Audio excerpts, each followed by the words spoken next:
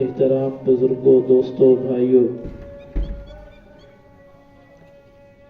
قرآن کریم فرقان حمید کے دو مختلف مقامات سے کچھ حصہ ذخیرہ احادیث میں سے ایک حدیث طیبہ کی تلاوت کی ہے۔ دعا ہے کہ مالک ذوالجلال شرح صدر کے ساتھ قرآن و سنت کے مطابق صحیح کہنے کی توفیق نصیب فرمائے۔ کہنے، سننے اور سمجھنے کے بعد رب تعالی ہم سب کو عمل کرنے کی توفیق نصیب فرمائے۔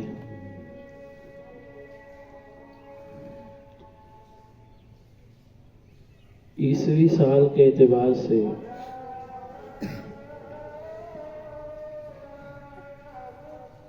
آج کا یہ جمعہ اس سال کے آخری خطبہ جمعہ ہے۔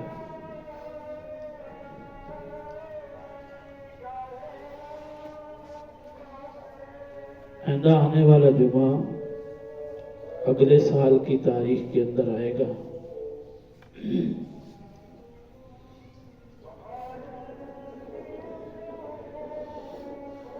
ہماری مقرر کردہ زندگیوں میں سے متعین کردہ وقت میں سے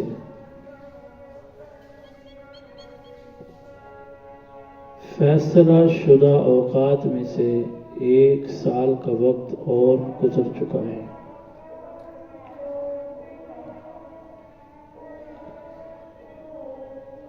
جو دن، جو لمحہ، جو گھڑی، جو ماہ و سال ہم سے آج تک جدا ہو چکے، قیامت تک وہ دن، وہ وقت، وہ گھڑی، وہ ماہ و سال دوبارہ نہیں آ سکتے اور کوئی ان کو نہیں پا سکتا۔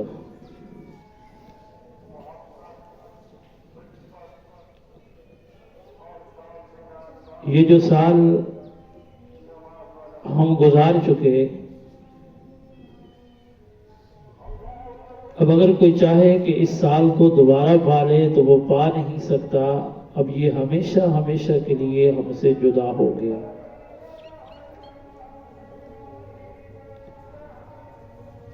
ہماری عقل مندی، دانشوری اور سمجھداری کا عالم یہ ہے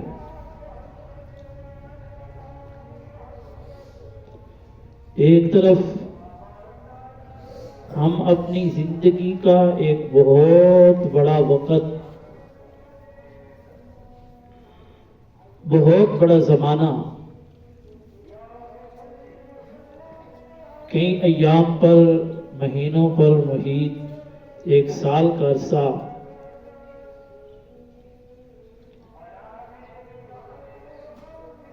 گزار لینے کے بعد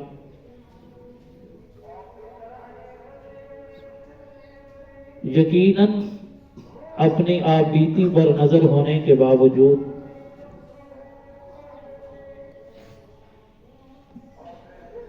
اپنے اعمال، اپنے اوصاف و خصوصیات اور کردار کو آنکھوں میں، خیالات میں، دل و دماغ میں رکھنے کے باوجود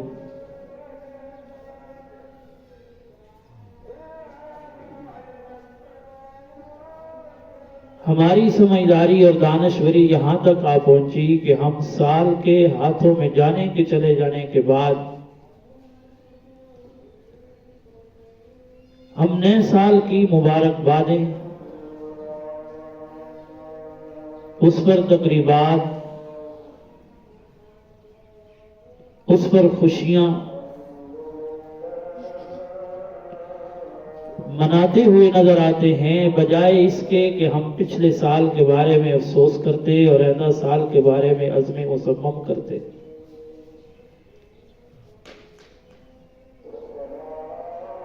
کیونکہ یہ وقت ایک ایسی اللہ کی نعمت ہے۔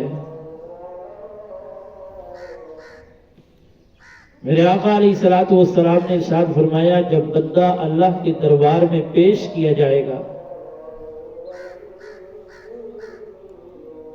اس وقت تک کوئی بھی انسان اپنے قدم اپنی جگہ سے اٹھا نہیں پائے گا جب تک کہ اپنے وقت کا حساب و کتاب نہ دے۔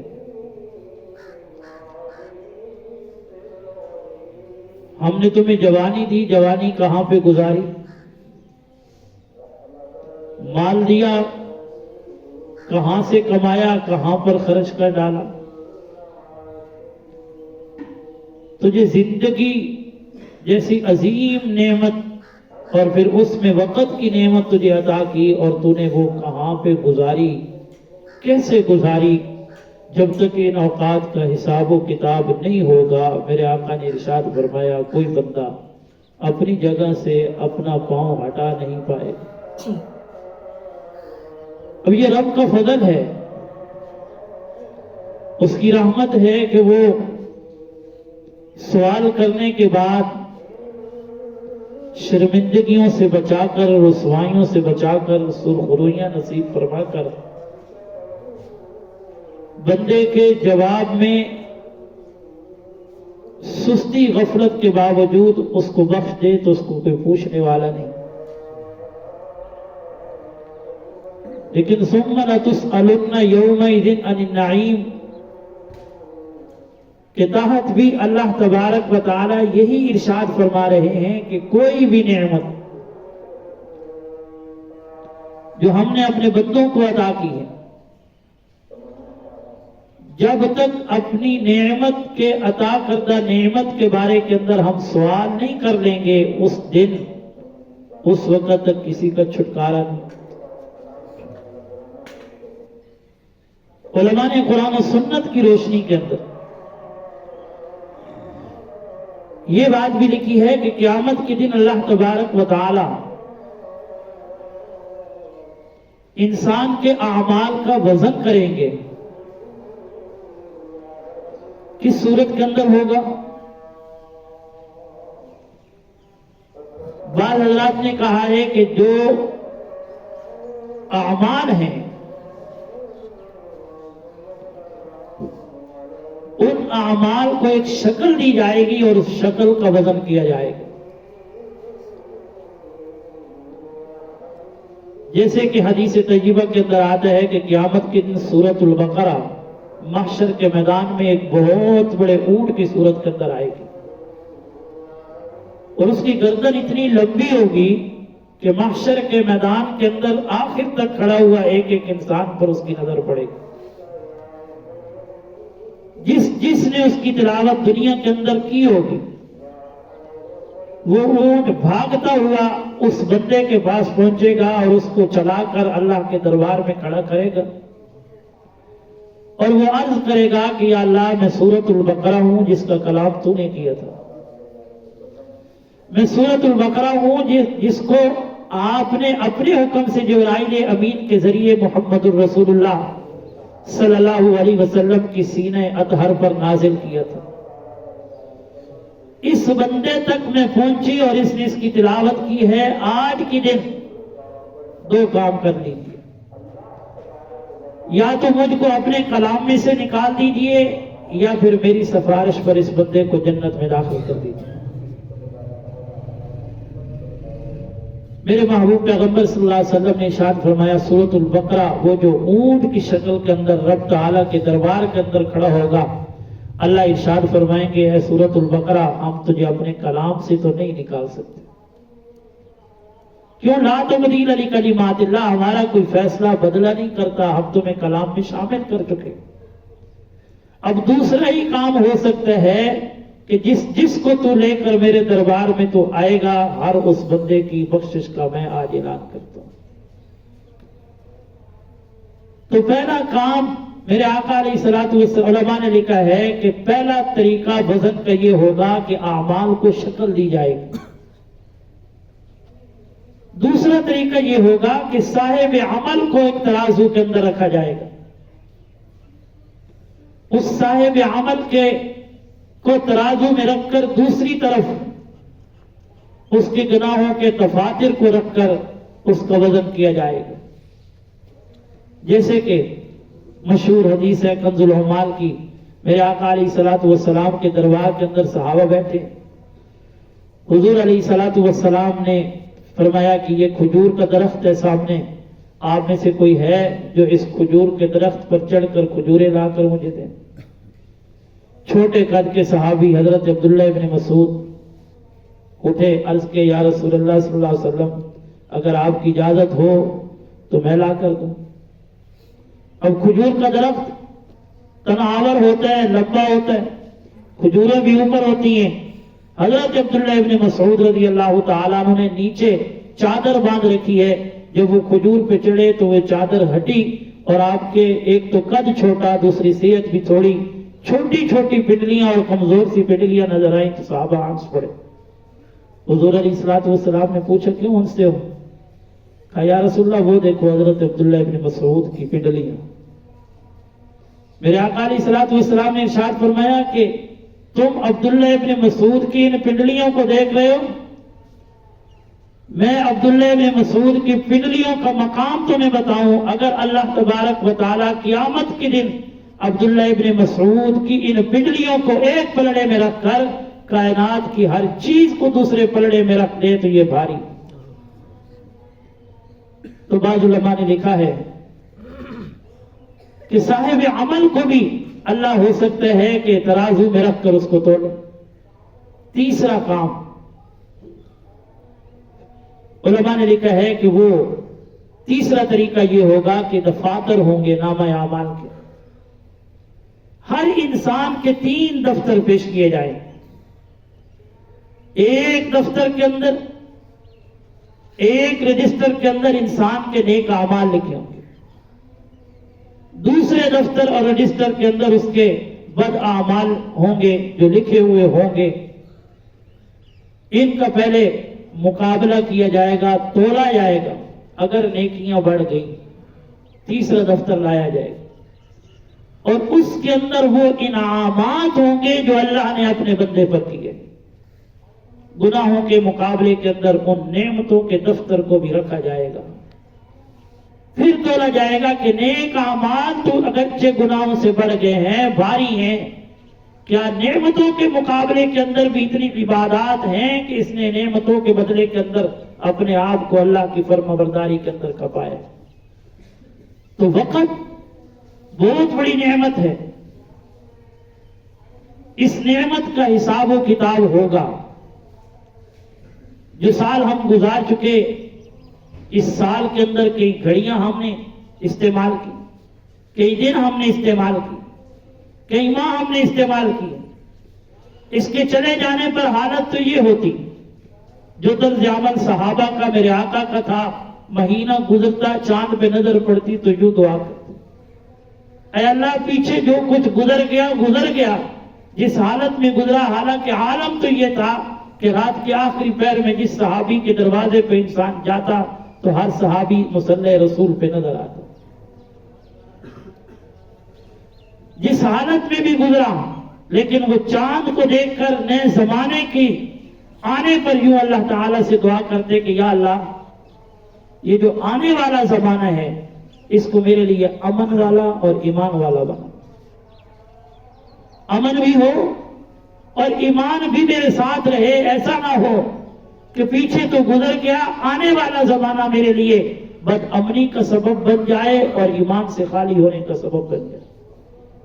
اور دوسری دعا یوں کرتے کہ یا اللہ یہ جو آنے والا مہینہ ہے اس مہینے کو میرے لیے سلامتی والا اور اسلام والا بنا، سلامتی کے ساتھ میری زندگی بسر ہو اور سلامتی والی نعمت کے ساتھ ساتھ اسلام بھی میرے اعضاء پہ چمکتا دمکتا نظر آئے، اور پھر اس چاند کو گویا ہو کر یوں کہتے کہ اے چاند تو بھی کسی کی فرما برداری میں لگا ہوا ہے، تو بھی کسی کی نوکری چاکری میں لگا ہوا ہے، کسی نے تجھ کو متعین کر دیا ہے، تو ہر وقت ہر لمحے کے اندر اس کی تابعداری کے اندر لگا ہوا ہے۔ اس اللہ نے جس نے تجھے پیدا کیا ہے اور جس نے تجھے چمکایا ہے اور جس نے تجھے یہاں پر متعین کیا ہے، آسمان و زمین کی زینت بخشی ہے تیرے ذریعے کے ساتھ، جس نے وہ تیرا بھی رب ہے اور میرا بھی رب ہے۔ جس طرح تو اس کی فرما برداری میں لگا ہوا ہے، اسی طرح میں بھی چاہتا ہوں کہ میں بھی اس کی فرما برداری میں لگا رہا ربی و ربک اللہ. اصحاب پیغمبر اور حضور نبی کریم صلی اللہ علیہ وسلم کا نیا زمانہ آنے پر آپ کا معمول طریقہ یہ تھا، اور ہمارا نئے زمانے آنے پر نیا عزم تو کجا، ہم پچھلے زمانے کے گزر جانے پر، عمر کے کم ہونے پر مبارکبادیں پیش کریں. پچھلی زندگی پر افسوس نہیں، جو وقت گزر چکا اور جو وقت آنے والا اس کے اندر کیا ہوگا، اللہ کے کیا کیا فیصلے ہیں ہمارے متعلق. حضور نبی کریم صلی اللہ علیہ وسلم نے ارشاد فرمایا تقدیر دو قسم کی ہے، ایک تقدیر مبرم اور ایک تقدیر معلق. تقدیر معلق اور مبرم کا مطلب یہ ہے کہ بعد فیصلے رب کے وہ ہیں جو اللہ نے کر دی، اسی کے مطابق انسان کی زندگی گزرے گی.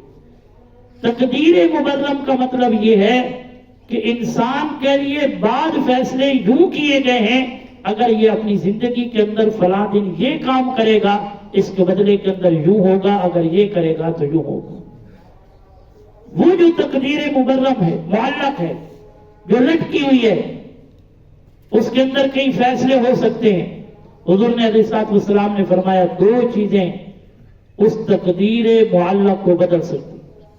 اچھا فیصلہ انسان کے بارے کے اندر ہو سکتا ہے، انسان کے بارے کے اندر فیصلہ ہو گیا فلاں دن کے اندر اگر اس نے نماز پڑھی اس کو رزق حلال یوں ملے گا، نہ پڑھی تو اس کے رزق حلال کے اندر یوں کمی کر دی جائے گی. اب اگر یہ نماز پڑھے گا تو اب فیصلے کے مطابق اس کو رزق حلال وسیع ملے گا. میرے آقا علیہ الصلوۃ والسلام نے ارشاد فرمایا دو چیزیں ہیں جس کی وجہ سے یہ تقدیر بدل سکتی ہے. اچھا فیصلہ اللہ تعالیٰ کی طرف سے آ سکتا ہے، اور وہ دو چیزیں کیا ہیں؟ نمبر ایک صدقہ، نمبر دو دعا. آپ علیہ الصلوۃ والسلام نے ارشاد فرمایا بندہ زمین پہ دعا کرتا ہے، وہ دعا مانگتا ہے اپنے لیے امن کی، سلامتی کی، اپنے لیے ہر ایک مصیبت سے بچنے کی، ہر ایک پریشانی سے بچنے کی، بیماری سے بچنے کی. اللہ کا فیصلہ آسمانوں سے چل پڑا ہوتا ہے اور وہ اس کے حق میں بہتر نہیں ہے. مصیبت کا، پریشانی کا، بیماری کا، تنگ دستی کا، اور یہ انسان کی دعا یہاں زمین سے آسمان کی طرف سفر شروع کرتی ہے.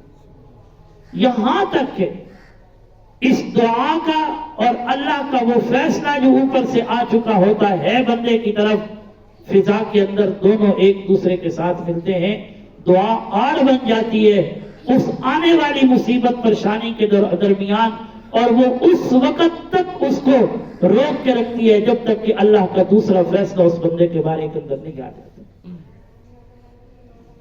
تو اس لیے وقت جو گزر گیا، جو آنے والا ہے، اس کے بارے کے اندر اصحاب پیغمبر اور حضور نبی کریم صلی اللہ علیہ وسلم کا طرز عمل یہ تھا کہ آنے والے وقت کے اندر عزم مصمم کیا جاتا، ارادہ کیا جاتا میری نمازیں رہ گئیں، آئندہ نماز نہیں رہے گی.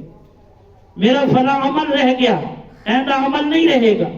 میرے آقا علیہ الصلوۃ والسلام کی خدمت کے اندر صحابہ آئے، عرض کیا یا رسول اللہ صلی اللہ علیہ وسلم، ہم میں سے جتنے بھی یہاں پر آپ کے سامنے بیٹھے ہیں ہم سب کے سب غربا ہیں، فقیر ہیں. کبھی مل جاتا ہے کھانے کو، کبھی نہیں ملتا، کبھی کسی صحابی سے مل جاتا ہے، کبھی کہیں سے مل جاتا ہے، کبھی مزدوری کر لیتے ہیں. یا رسول اللہ صلی اللہ علیہ وسلم، حضرت عبد الرحمن ابن عوف کے تو اتنے باغ ہیں، حضرت سعد ابن وقاص کی اتنی جائیداد ہے، اتنی پراپرٹی ہے، حضرت ابوبکر صدیق کے تو جائیداد ہے، وہ تو تجارت کرتے تھے، ان کے پاس دراہم و دینار ہے. حضرت فاروق اعظم کے فلاں فلاں علاقے کے اندر جائیداد ہے، تو ان کے پاس تو پیسے آ رہے ہیں، دراہم آتے ہیں، دینار آتے ہیں، وہ اپنے گھر کے اخراجات بھی چلاتے ہیں اور وہ صدقہ بھی کرتے ہیں. یا رسول اللہ وہ تو صدقہ کرتے ہیں اور ہم صدقہ نہیں کر پاتے، ہمارے پاس ہے اتنا کہ ہم اپنا گزارا کرتے ہیں، تو ہم کیسے آگے بڑھے؟ حضور علیہ الصلوۃ والسلام مسکرا پڑے، فرمایا کہ واہ میرے صحابہ، دنیا والوں کو دنیا کے اندر بڑھنے کی فکر ہے، تمہیں اعمال کے اندر بڑھنے کی فکر ہے. تو وقت جو گزر گیا اس پر افسوس، جو آنے والا ہے اس پر اللہ سے امن و سلامتی اور اللہ سے ایمان اور اسلام کی دعا کرنا. یہ میرے پیغمبر کا اور صحابہ پیغمبر کا طریقہ ہے. خلیفہ ہارون الرشید، اس کے دربار کے اندر ایک شخص آیا، اور آ کر اس نے کہا کہ میں اپنا ایک فن دکھانا چاہتا ہوں، مجھے اجازت دیجیے۔ خلیفہ ہارون الرشید نے کہا کہ کیا فن دکھائے گا؟ اس نے کہا کہ فن یہ ہے کہ میں اس پر بڑی محنت کرنے کے بعد یہاں تک پہنچا ہوں کہ میں ایک سوئی کو زمین کے اندر گاڑتا ہوں، کسی اونچی چیز کے اوپر نہیں، زمین کے اندر گاڑتا ہوں، اور گاڑنے کے بعد دوسری سوئی کو دور سے کھڑے ہو کر اس کے ناکے سے باہر نکالتا ہوں۔ خلیفہ ہارون الرشید نے سنا اور اس کے درباریوں نے سنا، بڑے حیران ہوئے، کہا یہ کیسے ہو سکتا ہے؟ دھاگا ڈالنے کے لیے سوئی کے ناکے کے اندر انسان کو پسینہ آ جاتا ہے، اور یہ دور سے کھڑا ہو کر دوسری سوئی کے ناکے سے ایک سوئی کو کیسے گزار لے گا؟ خلیفہ ہارون الرشید نے کہا بڑا عجیب فن ہے، دکھاؤ۔